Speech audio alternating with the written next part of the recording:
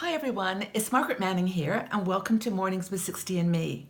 Today is Sunday, it's November the 6th.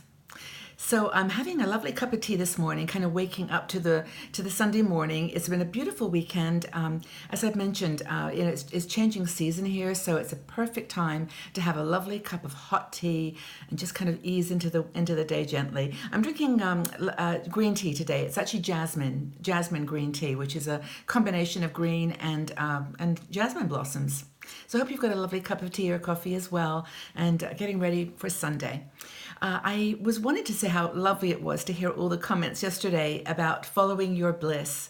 And so many people talked about getting into nature and doing things with family and friends. And it's just so lovely to see you all sharing with each other, opening up about issues and things that are on your mind. And that's really what this is all about, getting this community together and to help you meet each other and find like-minded women in their 60s. But anyway, that's it's so lovely to hear your comments and read your thoughts. But there was one person I wanted to feature for just a minute today. She left a message for me, a special request, and her name was Joy Lennox. Hi Joy, I hope you're watching today. She lives in Spain, and when I asked about following her bliss, she said, I'm reading, I'm listening to some wonderful music and walking by my beautiful Mediterranean Sea in Spain. And she said, but I don't want to talk about me. I'd like to feature someone, if you could just mention her. She's coming to visit from the UK today. Her name is Jean Wilson. She's a friend. And Jean is in her 80s. And she is an interesting woman. She was a bicycling nurse just after World War II in the East End of London. And she just drove from place to place on her bicycle, helping people, helping the poor in the East End of the town or the city. And she's coming to visit in Spain. And just for joy, she's such a special person. She wrote a book called The Angel of Aldgate. Aldgate is in East London. And the things she did during this time on her bicycle, going from place to place. And she trained to be a psychologist and working with disadvantaged children and adults. But she's apparently a beautiful woman, talented writer, and she's coming to visit Joy in Spain. And I just love that, first of all, the story. I mean, I'm from London, so I know because of my mum's stories how awful it was during the war. But just that she would do that for her fellow Londoners, and now is writing and sharing her wisdom and her experiences with the world. So we love these kind of women. I always love to feature them because they just make us realize, I think, what we've got to give that is, it doesn't have to be monetary. It doesn't have to be, a big deal. It can just be something that we love to do and love to share. So it's a little note for today. Now, the rest of the world goes on, unfortunately, and it's not all so bright and cheerful. I'll give you a few headlines, and then I've got a story to share with you from someone, a new friend of mine, and someone who made a very dramatic decision in her life to change her circumstances. I think a lot of you will be able to relate to her. So just to go quickly through the news, because I know you're all curious what's happening in the world. In Syria, Turkish military says that it has attacked 71 ISIS targets in the north of Syria near the Turkish border. And they're very concerned about that, as you know. In the United Kingdom, Prime Minister Theresa May, says that she is going to follow the EU Brexit timetable. That was, I think she said, March, regardless of this court ruling that says Parliament has to vote on whether UK or whether England can leave the European Union. That's in the UK. Also in UK, yesterday was Guy Fawkes Night. Now, anyone who lives in the UK will know exactly what I'm talking about. And it's basically a day once a year, 5th of November, where they celebrate victory over a gang of, I guess it was Roman Catholic activists who tried to blow up Parliament in 1605. And every year, 5th of November, they call it Guy Fawkes Night. The person, one of the leaders was Guy Fawkes, that's his name. And they just light a big bonfire. They make like an effigy of Guy Fawkes, stuffed with, his socks and shirts, and they just make this character, and then they put it on a big bonfire and burn it. And it's actually quite an excuse to have a firework night and fun with friends. But that was yesterday. I forgot to mention it, but it's the pictures from today are great. That's really, really cool. Now, in France, just to let you know that all the migrant camps have been cleared from Paris and Calais. And it turns out that the French have actually relocated and helped about 20,000 people this year in France, much, much more than last year. So this migrant and refugee situation continues, but they've cleared the camps. Everybody's in a warm place for the night where they're not being rained on and being taken care of while their requests for asylum are processed. And just to give you an update on that, in the United States, as you would have expected, there's been more drama around the United States election. Just a few days to go. It's getting so close. Hillary Clinton had a big concert with Beyonce and Jay-Z, calling in the big guns to give her some help. And then last night, Donald Trump was rushed off the stage in Reno, Nevada, where the security guards thought there was an incident, and it turns out it was a false alarm. There was nothing happening, but it just shows the level of tension and anxiety around this election. So again, get out and vote. Do it. Your vote counts. Every single vote counts. So that's from United States.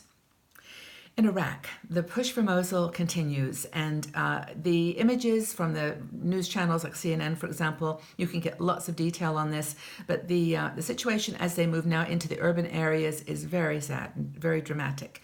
People are literally having to hide out in their basements or some places where they feel they'll be safe. No food, they can't get out of their houses. And in fact, one of the reporters said yesterday that there was a house where they went in, they helped the people who lived there and went upstairs to just check the building, and there were ISIS soldiers in the top rooms of their house. They were hiding out there. So they're definitely using people as shields, and everybody expected this. This was what they thought was going to happen. So I think that it's no surprise, but it's just really, really unfortunate, and everyone's hoping it gets finished with very quickly. In Turkey, now there's been riots in several places overnight, and I can't even begin to count the number of places, but here's a few. In Istanbul, there's been riots in the streets, police involved, rubber bullets and tear gas used to break up protests for the arrests of these elected pro-Kurdish government ministers just a day ago. People are outraged that President Erdogan in Turkey is arresting elected government officials. So that's definitely happening in parts of the world that don't need any more chaos. But that's the situation. And Kurdish communities in Turkey are asking for cities around the world to support them. And there have already been demonstrations in Paris, Cologne, and Frankfurt, Germany, and in Zurich.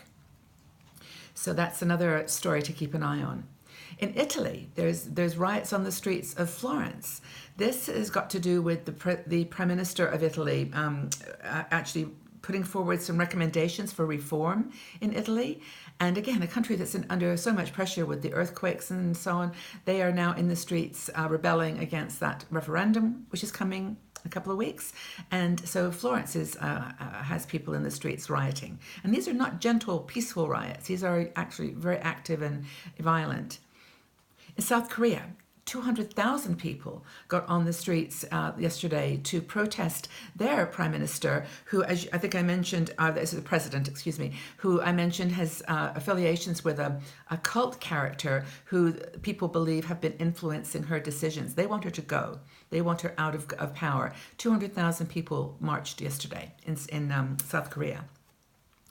And then finally, in Chile, there was an earthquake on Saturday morning that caused a lot of damage, but no deaths, fortunately. It was a 6.4, and it was very centered around the capital city of Santiago.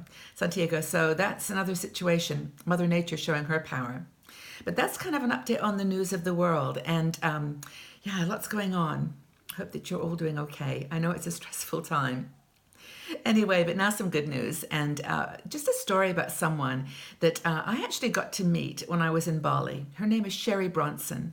Now, Sherry, I met, just these circumstantial meetings. I mean, she just was a friend of someone. She was in a writer's group I connected with, and really got to know her well. She's an amazing lady. But she sat down one day, we sat down and had a chat about her life, and she wrote about it for 60 and Me, because I thought it was such a powerful story about someone who woke up one day and realized, I've got to change my life. This has got to change. And she did it in ways that I think were inspiring and showed a lot of courage, and maybe will be an inspiration to you. So I want to give you a little bit of her story. It's on 60andMe, and we'll give you the link to the article so that you can read it. But basically, she was, thinking about her life in the United States, and went to Bali with her daughter, who's a yoga teacher. She actually teaches workshops in Bali. And she went with her daughter to Bali, fell in love with Bali, the people, with the place, with the geography. I mean, it is a very hypnotic and powerful place to visit, and she fell in love. She really went back home with this in the back of her mind, but just not making a decision. She went to an astrologer, and she had her fortune told, and she was listening to the woman who said to her, Sherry, if you don't do something now, you're putting the last nail in your coffin. She knew how serious this was, that she was miserable in a marriage she wasn't happy with, just in a very, very difficult situation. And she decided, through the tears and through all the stress, that she was going to go. I'm going to go to Bali. I was going to do it. And that was one morning she woke up and said, that's enough. I've done it. I'm going. And she went to Bali. That was 5 years ago. And she's now living there and, just enjoying being with people that she loves. She does writing. She's writing a book and got all kinds of cool projects going on. Very interesting. And it was just like a switch had been flipped in her mind, though. And I think that that's what's really important. But what's most significant from my perspective, too, is that she found a lot of strength in yoga. And I don't know how many of you practice yoga or something like that, or meditate, but it was the power of the yoga practice that gave her focus and gave her the strength to make this big change. And for me, same thing. I went to Bali. Not that you have to go to Bali, but I learned about my yoga practice there. Really helped to transform my thinking about my life and about myself. So she is, just a yoga practitioner. Her daughter goes to Bali every year to do a yoga workshop. She's doing one this year in March. And it's really, I think, a great opportunity to be inspired to start a practice. And I actually got a person who we gave our DVD to yesterday, so I'll tell you who that is in just a second. But anyway, I want to thank Sherry for her story. It's a very difficult story to tell when you are faced with that kind of decision, but I think you'll be inspired by it. Go check it out. I think it's really cool. So now I wanted to, if I can find my yoga thing. Here's our yoga DVD set.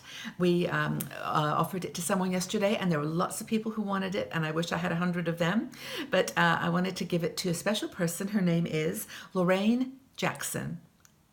So Lorraine, I've sent you a note. If you just send me your address, your mailing address, I can get it off to you, and you can get started on your yoga practice. And I hope it's good for you. I think you'll love the teacher. Kat Kabira is fantastic. It's a gentle yoga program, so it's very easy to get started with. And anyway, I hope you like it. Lorraine, we'll get it to you very soon. So that's our show for today, our Sunday show. I do hope that you have a really cool weekend, that you get together with friends or family, or also maybe just spend some time alone. And maybe this is a day for you to pamper yourself a bit, make some hot chocolate, just curl up on the sofa and watch a movie, read a book, or do some yoga practice. Read some of the articles on 60andMe.